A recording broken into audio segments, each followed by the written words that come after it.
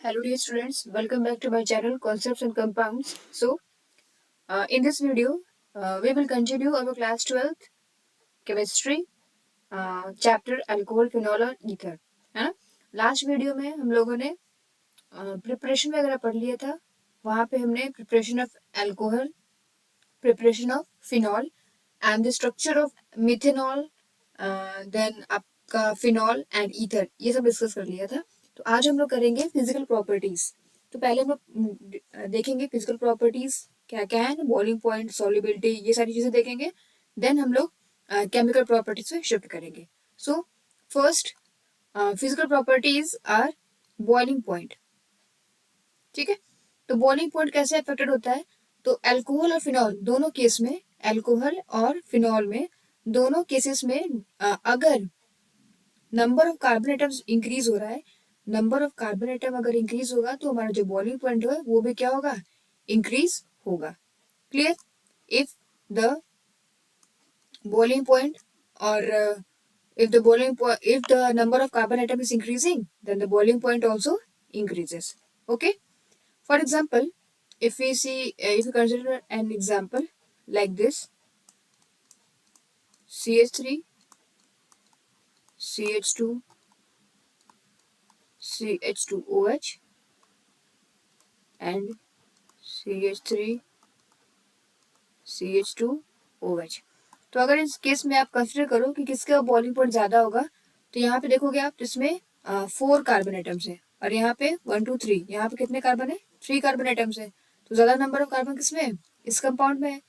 तो जितना ज्यादा आपका कार्बन का नंबर होगा और उतना ही ज्यादा उसका क्या होगा? बॉइलिंग पॉइंट होगा। तो जो ये कंपाउंड ए है उसका बॉइलिंग पॉइंट होगा वो बी से ज्यादा होगा, क्योंकि नंबर ऑफ कार्बन एटम्स उसमें क्या है? ज्यादा है। ठीक है, समझ में आया? अब देखिए, अगर आप कार्बन की चेन लीनियरली इस तरीके से बढ़ाओगे तब तो बॉइलिंग पॉइंट बढ़ेगा। ठीक है, अगर आप कार्बन की जो चेन है लीनियरली बढ़ाओगे तो वो जो इंक्रीज होगा, आपका बॉइलिंग पॉइंट इंक्रीज करेगा। लेकिन अगर आपने ब्रांचिंग की, अगर आप क्या कर रहे हो? ब्रांचिंग कर रहे हो, जैसे ये कोई आपका अल्कोहल हो गया और आपके पास दूसरा है ये इस तरीके का। ठीक है, इस तरीके से अगर कोई केस बनेगा यहाँ पे तो ये क्या हो जाएगा? ऑब्जर्व कर रहे हो आप, यहाँ पे ये ब्रांचिंग इंक्रीज हो रही है। तो अगर ब्रांचिंग इंक्रीज होगी तो इनका जो बॉइलिंग पॉइंट होगा वो क्या होगा? डिक्रीज करेगा। ठीक है, क्योंकि सरफेस एरिया ये क्या हो रहा है? बढ़ रहा है। वैन डेर वाल्स फोर्स हमारा क्या हो रहा है? यहाँ पे अफेक्टेड हो रहा है। तो इस केस में अब आप देखोगे तो बॉइलिंग पॉइंट इस कंपाउंड की ज्यादा होगी। ठीक है, तो लीनियर की ज्यादा होगी, ब्रांचिंग से ज्यादा लीनियर की होगी। ब्रांचिंग से ज्यादा किसकी होगी? ब्रांचिंग की कम होगी और लीनियर अल्कोहल की ज्यादा होगी। क्या ज्यादा होगी? Boiling point. और अगर लीनियर में चलोगे तो लीनियर में जिस कंपाउंड में ज्यादा नंबर ऑफ कार्बन एटम्स होंगे उसका बॉइलिंग पॉइंट ज्यादा होगा। Okay, hope it is clear to you. Now second property, solubility. Solubility कैसे अफेक्टेड होता है? अब देखो, कोई भी चीज अगर किसी भी चीज में डिजोल्व हो रहा है ना, इसका मतलब कुछ तो बॉन्डिंग हो रही है वहां पे। अगर आप इथेनॉल को C2H5OH, इसको अगर आप वाटर में डिजोल्व कर रहे हो, और ये किसी भी में ना, ये वाटर में हर प्रोपोर्शन में डिजोल्व हो जाता है। ठीक है, सारे प्रोपोर्शन में डिजोल्व हो जाएगा। इसका मतलब डिजोल्व होने के लिए उसके पास कुछ कंडीशंस होंगे ना वहां पे। ठीक है, तो वहां पे कुछ कंडीशंस, इसका मतलब वहां पे कुछ बॉन्डिंग मिल रही है। तो जब भी आप अल्कोहल और फिनॉल को वाटर में डिजोल्व करते हो तो वहां पे वो क्या करते हैं? हाइड्रोजन बॉन्डिंग बनाते हैं। ठीक है, क्या बनाते हैं? Hydrogen bonding. ठीक है, अब देखो, जैसे जैसे आप एल्काइल का या एराइल का साइज बढ़ाओगे, जितना ज्यादा आपका एल्काइल या एराइल जो भी ग्रुप्स होंगे अल्कोहल में या फिनॉल में, अगर उनकी साइज बढ़ेगी तो सॉल्युबिलिटी क्या होगी? डिक्रीज होगी। ठीक है, ये बहुत इंपॉर्टेंट पॉइंट है। दोनों पॉइंट्स आपके बहुत इंपॉर्टेंट है। अगर साइज इंक्रीज होगी तो सॉल्युबिलिटी क्या होगी? डिक्रीज होगी। Okay, clear? अब देखिए यहाँ पे, ये हमारे पास क्या है? दिस इज अवर, ये है आपका अल्कोहल CH3, CH2, CH2, ये है आपका प्रोपेनॉल। ठीक है। अब देखिए इस कंपाउंड को, इस अल्कोहल को हमने क्या किया है, डिजोल्व किया वाटर में। ये आपका वाटर हो गया है ना, बीकर में आपके पास क्या है, वाटर है। इसमें आपने क्या ऐड किया है, प्रोपेनॉल। प्रोपेनॉल ऐड किया है, प्रोपेनॉल प्लस वाटर। जैसे ऐड करोगे तो देखो ये जो OH ग्रुप है ना, ये वाटर के मॉलिक्यूल के साथ क्या कर रहा है, बॉन्ड, हाइड्रोजन बॉन्डिंग बना रहा है। ये H2O, ये सब क्या है, H2O है। अब इन H2O के मॉलिक्यूल के साथ हमारा जो एल्कोहलिक ग्रुप है ना, जो हमारा एल्कोहल है वो क्या कर रहा है, बॉन्डिंग कर रहा है। ठीक है, समझ में आ गया। इसी बॉन्डिंग की वजह से जो हमारी सॉल्युबिलिटी है अल्कोहल की और फिनॉल की ऑब्जर्व होती है। लेकिन अगर आप एल्काइल और एराइल ग्रुप का साइज बढ़ा दोगे है ना, तो जो सॉल्युबिलिटी है वो क्या हो जाएगी, डिक्रीज करेगी। ठीक है, ये आपको याद रखना है। सॉल्युबिलिटी कब डिक्रीज करती है, जब आप एल्काइल और एराइल का साइज इंक्रीज करते हो। ओके ना, तो ये था आपका फिजिकल प्रॉपर्टीज। अब हम लोग बात करेंगे केमिकल प्रॉपर्टीज की। Okay, now we will talk about the chemical properties. सबसे पहले केमिकल प्रॉपर्टीज में तो बहुत इंटरेस्टिंग है ये केमिकल प्रॉपर्टीज। यहाँ पे अल्कोहल बेटा आपका न्यूक्लियोफाइल की तरफ भी एक्ट करता है और इलेक्ट्रोफाइल की तरफ भी एक्ट करता है। बट अब ये जो प्रॉपर्टी है ये डिपेंड करेगा कि कौन सा बॉन्ड ब्रेक हो रहा है। अल्कोहल का, अल्कोहल जो मॉलिक्यूल आपके पास है ना, जो कंपाउंड आपके पास है, ऑर्गेनिक कंपाउंड जो आपके पास है, उसमें कौन सा बॉन्ड ब्रेक हो रहा है। इफ अल्कोहल कंपाउंड में, अल्कोहलिक कंपाउंड में OH बॉन्ड ब्रेक होगा तो वो जो हमारा अल्कोहल होगा that will act as a nucleophile. Okay, but if Cu bond is broken then it will act as a electrophile. अब देखो इन्हीं दो कैटेगरीज पे हमको बहुत सारे रिएक्शंस देखने को मिलेंगे, एज अ इलेक्ट्रोफाइल और एज अ न्यूक्लियोफाइल। तो आपको आइडेंटिफाई करना है कि कौन सा बॉन्ड ब्रेक हो रहा है। जो बॉन्ड ब्रेक होगा उसी कोरस्पॉन्डिंग वहां पे आप उसको सिग्निफाई कर सकते हो इजीली कि यहाँ पे अल्कोहल एज इलेक्ट्रोफाइल वर्क कर रहा है या फिर न्यूक्लियोफाइल वर्क कर रहा है। ओके, नाउ मूविंग कि आपके पास कोई केस है जिसमें alcohol as a nucleophile work कर रहा है, तो न्यूक्लियोफाइल वर्क करेगा तो हमारे पास कौन सा बॉन्ड ब्रेक होगा, OH बॉन्ड ब्रेक होगा। ये आपके पास मिथेनॉल, दिस इज मिथेनॉल। अब मिथेनॉल ने अटैक किया है इस कार्बोकेटाइन पे। अभी ये क्या है, इलेक्ट्रोफाइल, पॉजिटिव चार्ज है ना, and this is nucleophile, nucleophile and electrophile. Now this lone pair of oxygen act as a nucleophilic reagent and it will attack on this positively charged carbon. जैसे attack किया यहाँ पे देखो तो अब bond बन गया। अब ऑक्सीजन पे के पास क्या आ गया, पॉजिटिव चार्ज। क्यों आया, क्योंकि इससे क्या बना लिया है, 3 बॉन्ड, 1 2 एंड 3। अभी ये पूरा का पूरा जो आपका कंपाउंड है ये क्या है, अनस्टेबल है ना। तो ये क्या करेगा, कोशिश करेगा कि अपने आप को क्या बना ले, न्यूट्रल कर ले, अपना चार्ज न्यूट्रलाइज कर ले। तो उसने क्या किया, प्रोटॉन को लूज कर दिया और ये आपका स्टेबल हो गया। Okay, now the protonated alcohols as an electrophiles. अभी हमने क्या देखा है, अल्कोहल एज ए न्यूक्लियोफाइल, पहला केस था। सेकेंड केस है प्रोटोनेटेड अल्कोहल एज इलेक्ट्रोफाइल्स। अब हम लोग देखेंगे जो प्रोटोनेटेड अल्कोहल होते हैं वो एक्ट करते हैं एज इलेक्ट्रोफाइल। ये आपका अल्कोहल हो गया है ना, इसके पास लोन पेयर्स है। इसने क्या किया, इस प्रोटॉन को यहाँ से मीडियम से ले लिया और ये बना लिया आपका OH2 ग्रुप। फिर से वही केस आ गया, ऑक्सीजन के ऊपर क्या आ गया, 3 बॉन्ड बने हैं तो क्या आएगा, पॉजिटिव चार्ज, ये अनस्टेबल है। अब देखो यहाँ पे इस तरीके से ये जो अल्कोहल बना है ना, प्रोटोनेटेड जो हमारा अल्कोहल होता है वो एक्ट करता है आपका इलेक्ट्रोफाइल की तरीके से। अभी ये इलेक्ट्रोफाइल हो गया and this is a nucleophile. ये Br जो है ये इस पर अटैक करेगा और यहाँ से हमारा वाटर मॉलिक्यूल बाहर हो जाएगा। तो हमें क्या मिलेगा, R CH2 CH2 Br। ठीक है, एंड वाटर मॉलिक्यूल। क्लियर है, समझ में आ गया। तो ये दो केस आपको समझ में आ गए, कब हमारा alcohol as a nucleophile add करेगा, कब आपका अल्कोहल एज इलेक्ट्रोफाइल ऐड करेगा, एक्ट करेगा। अब हम लोग पढ़ेंगे acidity of alcohols and phenols, है ना। ये वेरी वेरी इंपॉर्टेंट टॉपिक।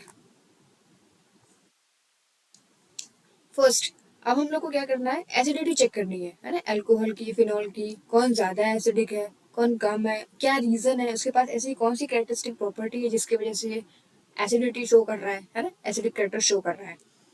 तो देखिए, अल्कोहल और फिनॉल दोनों आपका सोडियम मेटल से रिएक्ट करेंगे।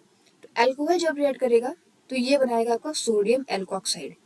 This will form sodium alkoxide and hydrogen gas. Hydrogen gas यहाँ से इवॉल्व हो जाएगी। सिमिलरली आपका फिनॉल, दिस इज फिनॉल, ये जब रिएक्ट कर रहा है सोडियम मेटल से तो it will form sodium phenoxide. ये आपको आयंस, ये जो है ना फिनॉक्साइड, एल्कोक्साइड, ये सारे स्ट्रक्चर्स आपको याद होने चाहिए अभी, क्योंकि ये देखो कई बार रिपीट होगा बीच बीच में। फिनॉक्साइड आयन क्या होता है, एल्कोक्साइड आयन कैसा बनता है, और अगर इन केस अगर आपको ये रिएक्टेंट के फॉर्म में दिया होगा तो वो भी आपको आइडेंटिफाई करने आना चाहिए, है ना, कि कहाँ पे एल्कोक्साइड है, कहाँ पे फिनॉक्साइड है। ओके, नाउ दोनों अल्कोहल और जो फिनॉल है वो इजीली क्या कर सकते हैं, प्रोटॉन को डोनेट कर रहे हैं। ये क्या करते हैं, अपना जो प्रोटॉन है, इनके पास जो प्रोटॉन है, इसको क्या कर रहे हैं, डोनेट कर दे रहे हैं। किसको डोनेट कर रहे हैं, किसी स्ट्रॉन्ग बेस को। बेस का काम क्या होता है, प्रोटॉन को एब्स्ट्रैक्ट करना, है ना। अगर उनके पास कोई स्ट्रॉन्ग बेस आया, ये बेस है आपका, जैसे ही स्ट्रॉन्ग बेस आएगा ये क्या करेगा, यहाँ से प्रोटॉन को एब्स्ट्रैक्ट कर लेगा, और ये क्या बन जाएगा आपका, एक कॉन्जुगेट बेस बन गया, है ना, जिसपे आपका oxygen is negatively charge and we have this conjugate acid. Clear है, समझ में आ गया। अब देखिए एसिडिटी ऑफ अल्कोहल। अल्कोहल की एसिडिटी के बारे में बात करेंगे। उसको हम लोग देखेंगे कौन सा टर्शरी, सेकेंडरी, प्राइमरी, इन तीनों में से कौन ज्यादा एसिडिक कैरेक्टर शो करता है। तो अगर आप स्ट्रक्चर देखोगे तो C2H5OH, ये जो OH बॉन्ड है ये क्या है, पोलर है ना। पोलर क्यों है, क्योंकि ऑक्सीजन और हाइड्रोजन के बीच में काफी ज्यादा इलेक्ट्रोनेगेटिव डिफरेंस है। ओके, तो पोलर नेचर की वजह से यहाँ पे एक आपका एसिडिक नेचर का डेवलपमेंट हो जाता है। अब देखो, जितना ज्यादा आप इस अल्कोहलिक ग्रुप से इलेक्ट्रॉन डोनेटिंग ग्रुप ना, इलेक्ट्रॉन रिलीजिंग ग्रुप या फिर इलेक्ट्रॉन डोनेटिंग ग्रुप लगाओगे, उतना ही हमारा जो इलेक्ट्रॉन डेंसिटी है ना, उस ऑक्सीजन एटम के पास क्या होगा, बढ़ने लगेगा। तो पोलैरिटी की क्या करेगा, इंक्रीज करेगा डिक्रीज करेगा, पोलैरिटी आपकी क्या हो जाएगी, डिक्रीज करने लगेगी। देखो कैसे, जैसे कि आपके पास कोई प्राइमरी अल्कोहल है, CH3CH2OH। अभी ये क्या है आपका, इलेक्ट्रॉन रिलीजिंग ग्रुप है, इलेक्ट्रॉन रिलीजिंग है, तो ये क्या करेगा, इलेक्ट्रॉन को इस साइड पुश करेगा। ठीक है, नेक्स्ट इज सेकेंडरी अल्कोहल। तो यहाँ पे दो आपको मिथाइल ग्रुप मिल रहे हैं, अभी इलेक्ट्रॉन ज्यादा रिलीज हो रहा है ना। ये OH बॉन्ड भी आप इस तरह से दिखा सकते हो। And then third is tertiary.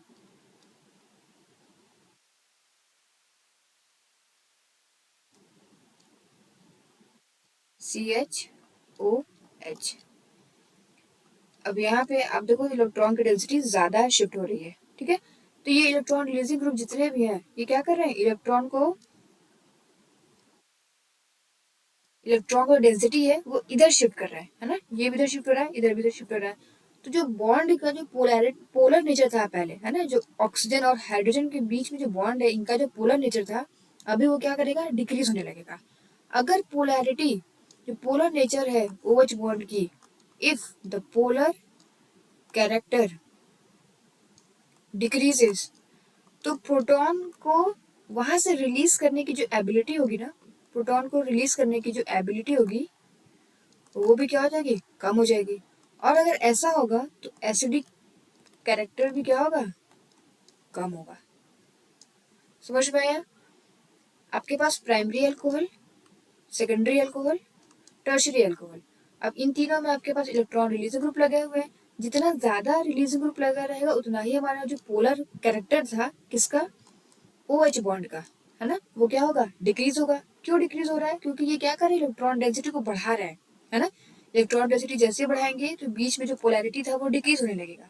अब अगर पोलैरिटी डिक्रीज होगी तो हमारा H+ आसानी से यहाँ से रिलीज नहीं होगा, और अगर H+ रिलीज नहीं होगा तो एसिडिक कैरेक्टर भी क्या होगा, कम हो जाएगा। तो अगर हम तीनों को कंपैरेटिव स्टडी करें, है ना, प्राइमरी सेकेंडरी टर्शियरी को अगर आप कंपैरेटिव स्टडी करोगे तो यहाँ पे देखोगे, तो लेट्स सपोज यहाँ पे जो हमारा रिलीज हो रहा है वो X1 है, देन X2, और इस केस में X3। तो सबसे ज्यादा किसमें हो रहा है रिलीज, किसमें सबसे ज्यादा आपका पोलर कैरेक्टर जो है वो डिक्रीज हो रहा है, वो टर्शियरी में होगा। उसके बाद सबसे ज्यादा जो पोलर कैरेक्टर डिक्रीज हो रहा है वो किसमें हो रहा है, टर्शरी में हो रहा है, देन सेकेंडरी में और फिर प्राइमरी में।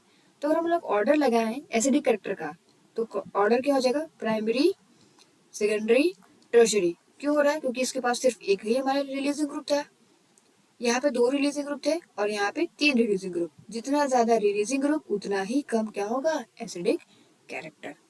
होप आपको ये समझ में आया होगा। ठीक है, तो यहाँ पे देखो सबसे ज्यादा स्ट्रॉन्ग क्या है, प्राइमरी है, then secondary and then tertiary. Clear. Now अब जो एल्कोहल्स होते हैं ना, ये वाटर से भी वीकर एसिड होते हैं, है ना। इसको प्रूव करने के लिए आपके पास एक रिएक्शन है। तो यहाँ पे देखोगे तो ये एल्कोक्साइड आयन जो है, एल्कोक्साइड आयन ने वाटर में, वाटर का जो प्रोटॉन है ना, इसको इसने क्या किया, यहाँ से एब्स्ट्रैक्ट कर लिया। तो यहाँ से ये क्या शो हो रहा है आपको इस रिएक्शन में कि जो वाटर है वो क्या है, एक अच्छा बेटर प्रोटॉन डोनर है, अल्कोहल से ज्यादा अच्छा प्रोटॉन डोनर है। इस वाटर मॉलिक्यूल ने अपने प्रोटॉन को क्या कर लिया, डोनेट कर दिया। अभी ये बन गया अल्कोहल और ये हमारा हाइड्रोक्साइड है। तो जितना ज्यादा अच्छा मतलब प्रोटॉन डोनर होगा, है ना, उतना ही वो क्या होगा, आपका अच्छा एसिड। ठीक है, ये किसने बताया था, ब्रॉन्स्टेड ने बताया था। आपने पढ़ा होगा ब्रॉन्स्टेड, लॉरी, लेविस एसिड, ये सारे कॉन्सेप्ट्स पढ़े होंगे आपने। ठीक है, तो इस वजह से जो एल्कोक्साइड्स है वो क्या है, स्ट्रॉन्गर बेसिस है। अगर ये हमारा एसिड स्ट्रॉन्ग है इन कंपेरिजन टू अल्कोहल, तो ये आपका क्या होगा, बेस में ही आएगा, है ना। तो एल्कोक्साइड्स क्या होते हैं, स्ट्रॉन्ग बेसिस होते हैं। बेस ही क्या करता है, प्रोटॉन को एक्सट्रैक्ट करता है। ये हमारा यहाँ पे ऐड कर रहा है किस तरीके से, बेस की तरह। अभी हमने पिछली स्लाइड में पढ़ा था कि बेस क्या करता है, प्रोटॉन को एब्सट्रैक्ट करता है। इसको यहाँ पे एक सोर्स मिल गया प्रोटॉन का, इसने यहाँ से इसको एब्सट्रैक्ट कर लिया, तो ये बन गया ROH। उसके बाद नेक्स्ट देखिए, alcohol act as Bronsted bases as well due to the presence of unshared electron pairs on oxygen, है ना।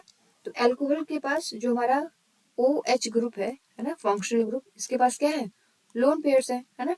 अब ये लोन पेयर्स क्या कर रहा है, प्रोटॉन को एक्सेप्ट कर रहा है ना। इसकी वजह से ये हमारा ब्रॉन्स्टेड बेस की तरह भी एक्ट करता है। ठीक है, लेकिन एसिडिक करेक्टर की बात करोगे तो एसिडिक करेक्टर अल्कोहल का हमेशा क्या होगा, कम होगा। किससे कम होगा, वाटर से। क्योंकि जैसे ही आप एल्कोक्साइड आयन को आप वाटर के कांटेक्ट में ला रहे हो, वहां पे वो आपका जो एल्कोक्साइड आयन है that will act as a strong base. Base का काम क्या है, वहां से प्रोटॉन को एक्सट्रैक्ट कर लेना। और प्रोटॉन को एक्सट्रैक्ट कर लेगा तो एल्कोक्साइड आपका बिहेव करेगा एज अ स्ट्रॉन्गर बेसिस और water will act as a strong acid in comparison to alcohol, है ना। इन दोनों की बात हो रही है, नॉट अदर्स। बाकी सबसे कंपेयर नहीं करना है। ऐसा नहीं है कि यहाँ पे हमने बोल दिया कि ये स्ट्रॉन्गर एसिड है तो सबसे कंपेयर करना शुरू कर दिए। ठीक है, in case of alkoxide only. Now अभी हमने देख लिया acidity of alcohols. Now we move to acidity of phenols. अब देखो यहाँ पे फिनॉल की एसिडिटी कैसे अफेक्टेड होती है, किस वजह से होती है। ठीक है, तो फिनॉल है, इसके पास भी OH ग्रुप है। अब यहाँ पे इसका भी रिएक्शन कराओगे ना, जब आप फिनॉल का रिएक्शन कराओगे, लेट अस सपोज ये आपका फिनॉल, इसका आपने रिएक्शन कराया किसके साथ, सोडियम मेटल के साथ, या फिर किसी सोडियम मेटल के सोर्स, है ना। ये दोनों लोग और भी है, या तो सोडियम मेटल से कराओ या फिर NaO से कराओ। आपको बनेगा क्या, क्या मिलेगा प्रोडक्ट, O−Na+, सोडियम फिनॉक्साइड। ठीक है, तो ये एक रिएक्शन है जो कि शो करता है कि फिनॉल भी क्या है, एसिडिक प्रॉपर्टी शो करता है। दूसरा रीजन क्या है, ये जो OH ग्रुप है आपका, इधर जो फंक्शनल ग्रुप जो है, ये आपका अटैच है एक उस कार्बन से जो कार्बन क्या है, sp2 हाइब्रिडाइज्ड है। ठीक है, this OH act as electron withdrawing group and due to this charge distribution in phenol molecule, यहाँ पे ये जो ग्रुप है ये एक्ट करेगा इलेक्ट्रॉन विड्रॉइंग ग्रुप की तरह से, जिसकी वजह से जो हमारा चार्ज डिस्ट्रीब्यूशन है वो कहाँ पे होने लगेगा, फिनॉल के मॉलिक्यूल पे। इसको हम लोग रेजोनेंस स्ट्रक्चर से समझेंगे। ये देखो, ये आपके पास क्या है, लोन पेयर्स, है ना। लोन पेयर ये यहाँ शिफ्ट हुआ और ये बॉन्ड यहाँ पे हुआ।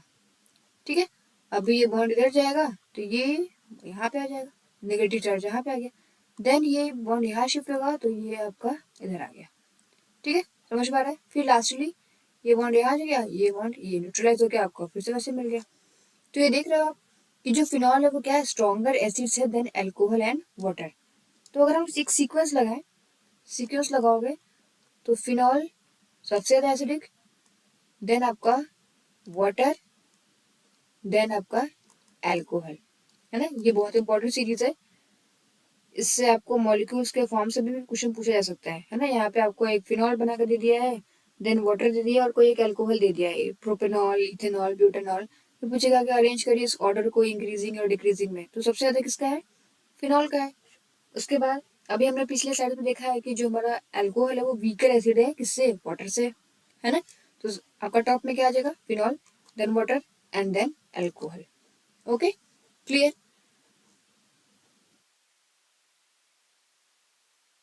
ये आपके लिए एक होमवर्क क्वेश्चन है, ये इसका आप आंसर मुझे आप कमेंट सेक्शन में दोगे कि क्यों फिनॉल मॉलिक्यूल जो है वो लेस स्टेबल है देन फिनॉक्साइड आयन से। यानी जो हम आपसे पूछा गया है कि ये जो फिनॉल है ना, ये कम स्टेबल है किससे, फिनॉक्साइड आयन से। दिस इज फिनॉक्साइड आयन, इसकी स्टेबिलिटी ज्यादा है, क्यों है, इसका रीजन आप मुझे बताओगे, कमेंट सेक्शन में आंसर दोगे आप।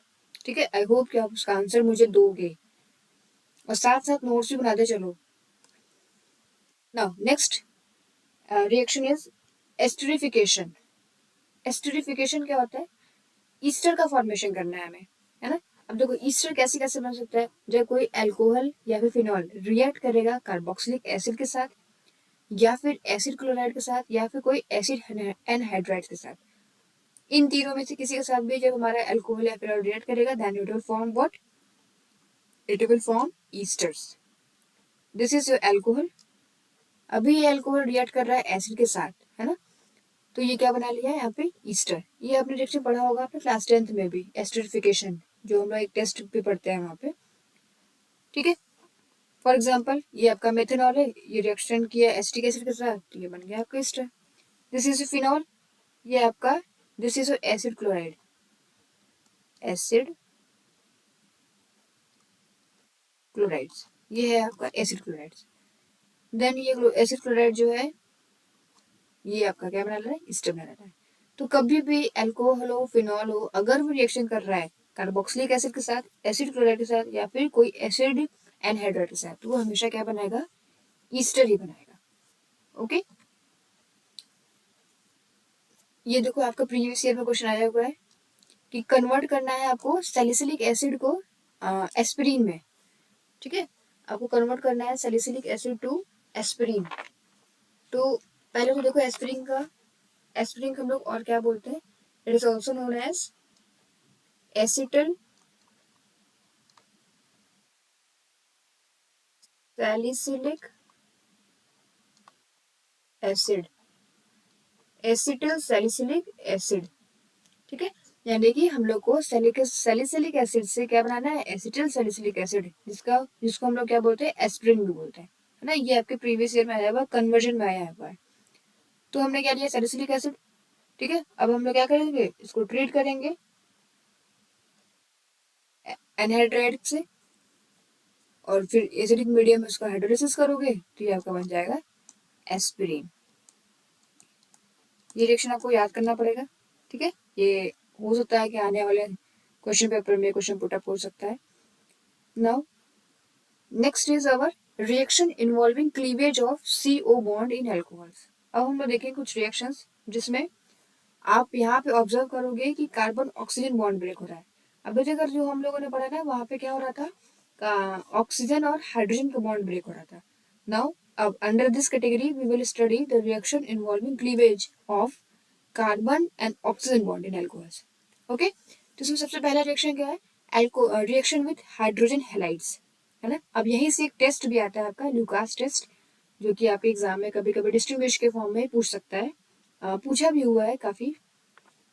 तो फर्स्ट अब देखो यहाँ पे, ये तो सबसे कॉमन है कि जब भी कोई आपका अल्कोहल है किसी हाइड्रोजन हैलाइड के साथ, जैसे मान लो ये हमने HCl यूज किया है, इसके साथ रिएक्शन करेगा तो क्या बनेगा, ये वाटर मॉलिक्यूल है ना। ये वाटर मॉलिक्यूल बाहर आ जाएगा और आपके पास क्या बन गया, मिथाइल क्लोराइड। ठीक है, अब देखो यहाँ पे केस आता है कि क्या सारे के सारे अल्कोहल्स एक जैसे रिएक्शन करेंगे और एक ही टाइम पे ऐसे टर्बिडिटी देंगे, नहीं। प्राइमरी के लिए अलग केस है, सेकेंडरी के लिए अलग केस है, टर्शियरी के लिए अलग केस है। ये आपको याद करना पड़ेगा। ये क्वेश्चन कई बार आया भी हुआ है। अब देखो प्रीवियस 5 ईयर्स क्वेश्चन अगर पेपर उठा होगा तो आपको कई बार ये क्वेश्चन देखने को मिल जाएगा। डिस्टिंग्विश करना है आपको कि प्राइमरी कौन सा है, सेकेंडरी कौन सा है, टर्शियरी कौन सा है। ठीक है, तो देखो अगर आप प्राइमरी अल्कोहल को ट्रीट करते हो HCl के साथ तो वहां पे आपको कोई भी टर्बिडिटी नहीं दिखाई देगी, यानी वहां पे ये आपका रिएक्शन नहीं हो रहा है। ठीक है, वहां को टर्बिडिटी आपको दिखाई नहीं दे रही है। क्लियर? ठीक है। सेकेंडरी अगर आप अल्कोहल लोगे, उसको आपने HCl के साथ ट्रीट किया तो टर्बिडिटी मिलेगी, लेकिन धीरे धीरे मतलब विद इन 5 मिनट्स आपको टर्बिडिटी मिल जाएगी। लेकिन अगर आपने टर्शियरी अल्कोहल लिया हुआ है, if you have tertiary alcohol, then easily ये तुरंत क्या करेगा, आपका टर्बिडिटी अपीयर हो जाएगा। Let us suppose you have 3 test tubes, आपके पास 3 टेस्ट ट्यूब है। अभी तीनों को आपको पता नहीं है कि कौन सा प्राइमरी है, कौन सा सेकेंडरी है, कौन सा टर्शियरी है। तो हम क्या करेंगे, इसमें ऐड करेंगे। इसमें आपने ऐड किया HCl, यहाँ भी आपने ऐड किया HCl, और इसमें भी आपने ऐड किया HCl। अब मान लो जैसे इसमें हमने HCl ऐड किया ना, यहाँ पे हमें टर्बिडिटी दिख गई, टर्बिडिटी अपीयर्स। यहाँ पे जो टर्बिडिटी है वो हमें इमीडिएटली मिल गई, है ना। इस वाले केस में टर्बिडिटी मिली लेकिन 5 मिनट्स लगा, और यहाँ पे no turbidity.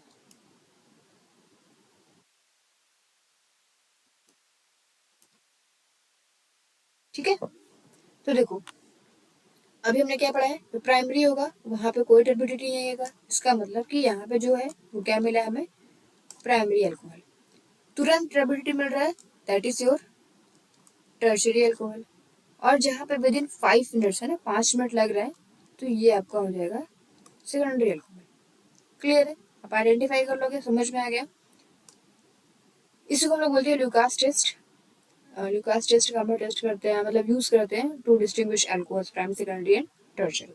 Okay, now moving to dehydration. अब देखो ये आपने प्रीवियसली कई बार पढ़ भी रखा होगा कि डिहाइड्रेशन, डिहाइड्रेशन का मतलब क्या होता है कि आप वाटर मॉलिक्यूल को वहां से एलिमिनेट कर रहे हो, है ना।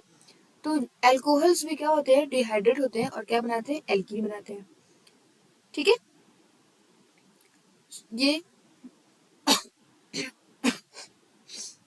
सॉरी CH3CH2OH, इसको आप ट्रीट करोगे हाइड्रोजन,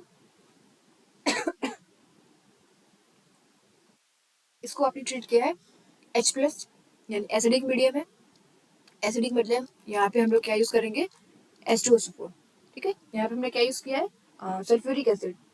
थोड़ा सा उसको हीट करोगे, बहुत लाइटली हीट करोगे, तो आपका ये क्या बनेगा, एल्कीन। कैसे बनेगा, यहाँ से OH और उसके जस्ट एडजेसेंट कार्बन से एक हाइड्रोजन, तो हाइड्रोजन और ये हाइड्रोक्साइड दोनों मिलेंगे तो क्या बना लेंगे, H2O molecule.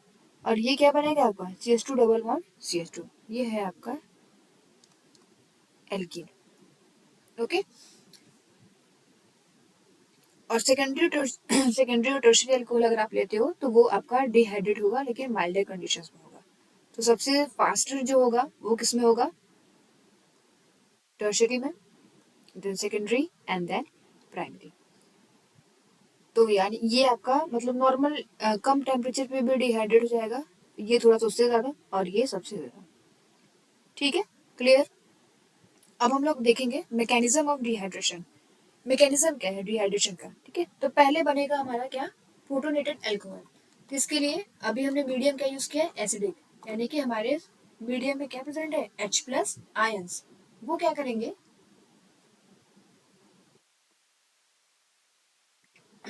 What they will do, we have alcohol CH3CH2OH।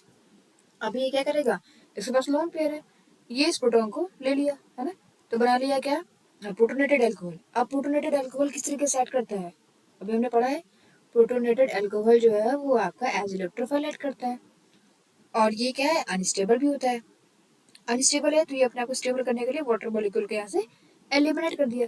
जैसे वाटर मॉलिक्यूल एलिमिनेट होगा आपके पास क्या मिल गया है, कार्बोकेटाइन, है ना, ये आपका कार्बोकेटाइन बन गया।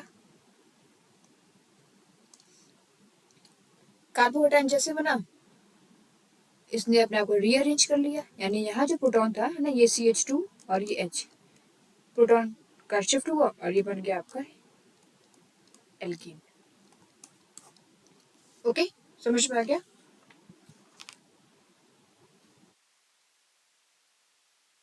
Now the next is oxidation.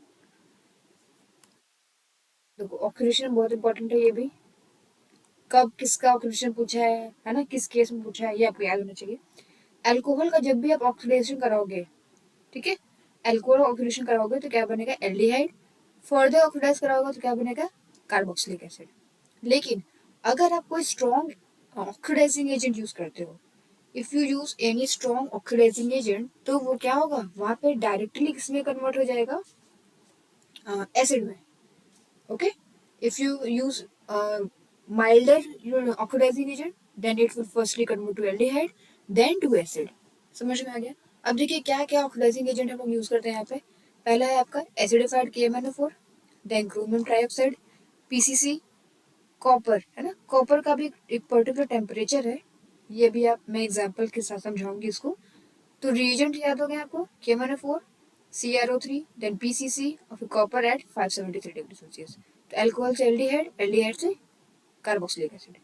और if we use any stronger oxidising agent, then it will directly oxidise to acid.